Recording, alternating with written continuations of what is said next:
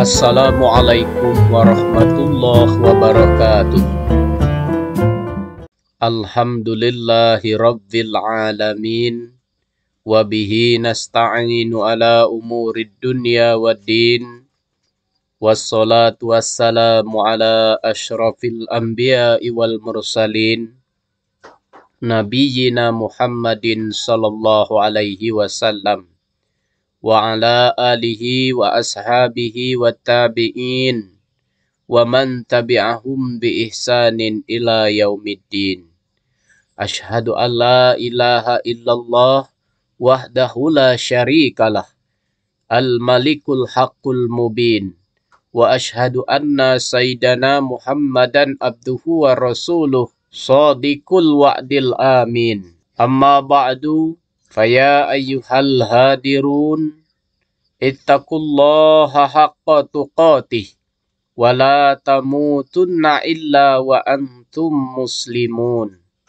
Faqala Allah Ta'ala, laqad ja'akum rasulun min anfusikum azizun alaihi ma anittum, harisun alaikum bil mu'minin, raufur rahim.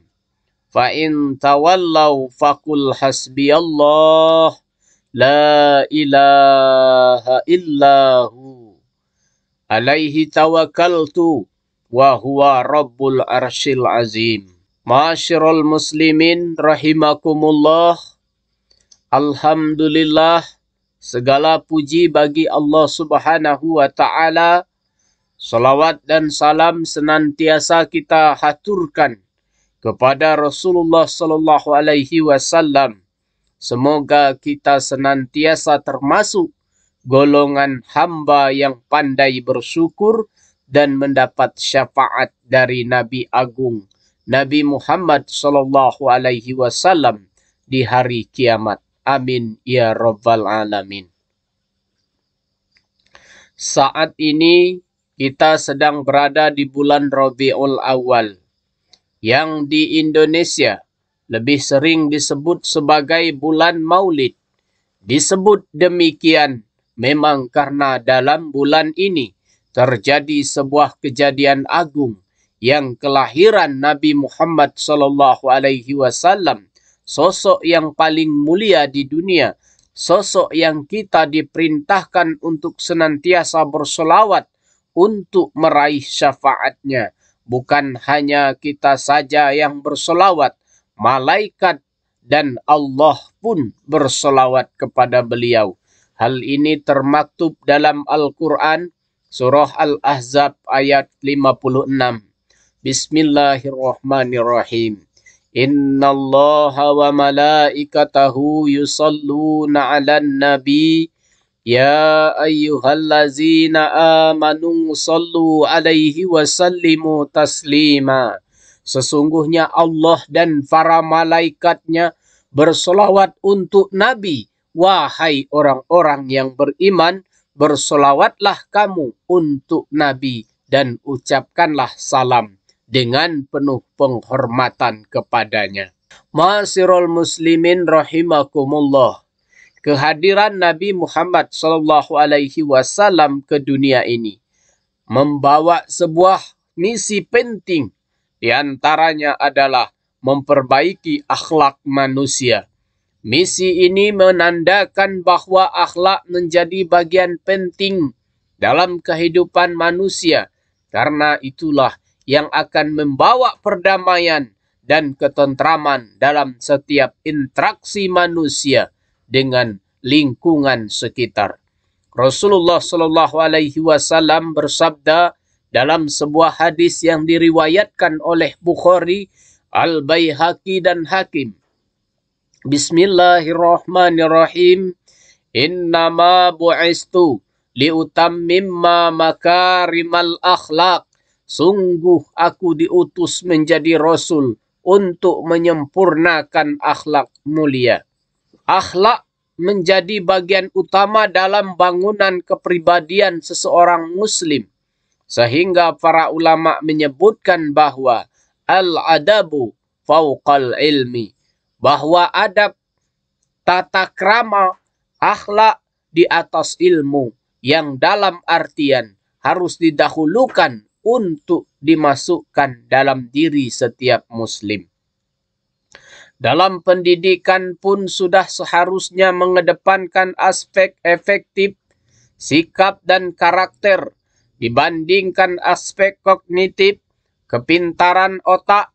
Maka itu fungsi guru dan orang tua yang paling utama adalah mendidik agar generasi muda menjadi baik, bukan hanya mengajar untuk menjadikan generasi muda menjadi pintar.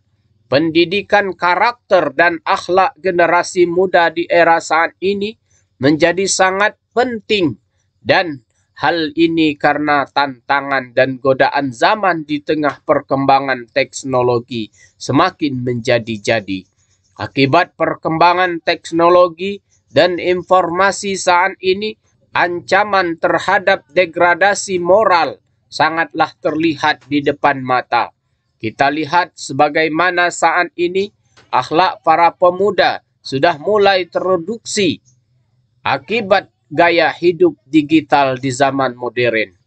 Kejadian tindakan kriminal, asusila, kurangnya kepedulian sosial, dan menurunnya rasa sosial kemanusiaan yang dilakukan dan dimiliki generasi muda mudah ditemukan dalam kehidupan sehari-hari.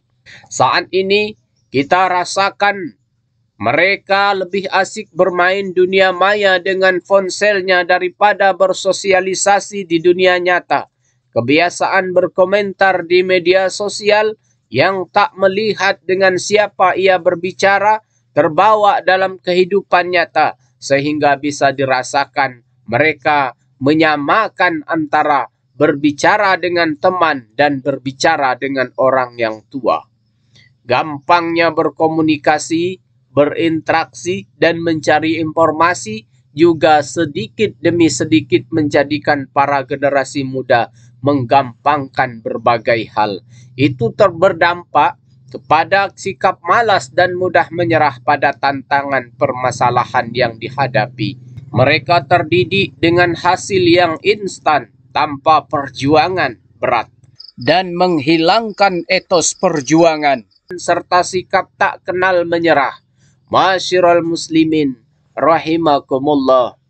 Fenomena-fenomena ini patut direnungi oleh kita dan para orang tua pada umumnya.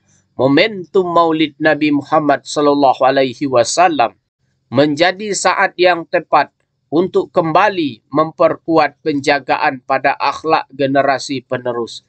Perlu dipantau aktivitas mereka saat memegang handphone agar akhlak bisa benar-benar terjaga. Akhlak menjadi barometer apakah seseorang menjadi insan terbaik atau tidak. Bukan kepintaran yang menjadi barometer. Rasulullah Shallallahu Alaihi Wasallam bersabda dalam sebuah hadis yang diriwayatkan Tobroni dari Umar. Bismillahirrahmanirrahim. Khairun nas ahsanuhum khuluqa. Sebaik-baik manusia adalah yang paling baik akhlaknya.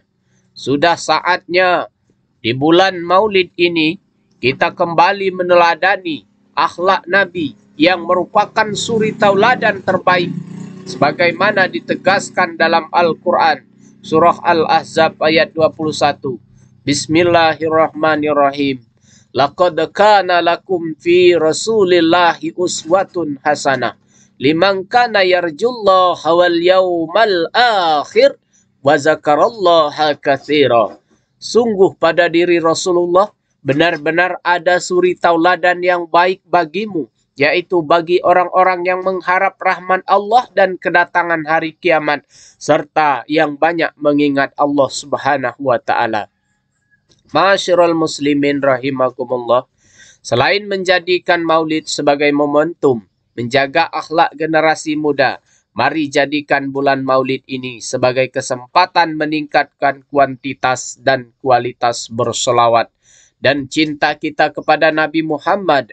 Perbanyakkan solawat, insya Allah hidup menjadi nikmat karena mendapatkan syafaat di hari kiamat. Syafaat dari Nabi Muhammad menjadi hal sangat penting untuk kita raih Karena kita tidak tahu ibadah yang mana yang akan diterima di sisi Allah Subhanahu wa taala. Menurut kita, kuantitas dan kualitas ibadah sudah maksimal, namun belum tentu di sisi Allah Subhanahu wa taala. Sehingga kita perlu senantiasa berdoa untuk meraih rahmat dari Allah serta perbanyakkan solawat kepada Nabi Muhammad untuk meraih syafaatnya.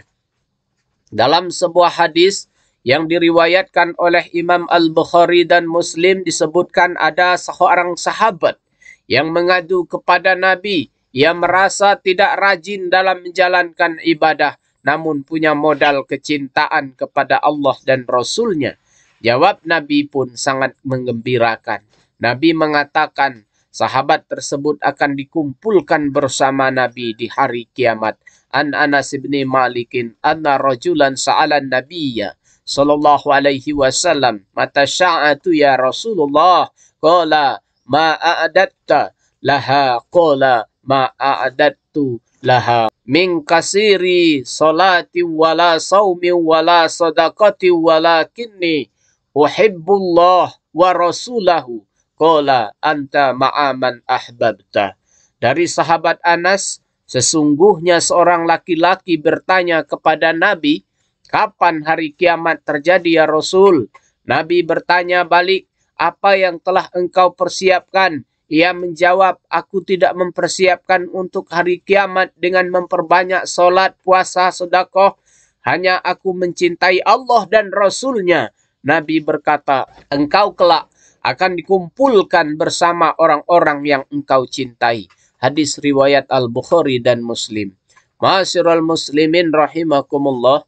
Semoga kita bisa meneruskan dan mewujudkan misi Nabi kepada para generasi muda, yakni menjadikan akhlak mulia sebagai sendi-sendi peradaban kehidupan manusia. Semoga kita senantiasa bisa meneladani akhlak Nabi dan kita akan menjadi umatnya yang mendapatkan syafaatnya dan masuk dalam syurganya Allah Subhanahu wa ta'ala. Amin ya rabbal alamin. Barakallahu li wa lakum fil Qur'anil azim. Wa nafa'ani wa iyyakum bima fihi minal ayati wa zikril hakim. Aqulu qawli haza fastaghfirullahal azim. Innahu huwal ghafurur rahim.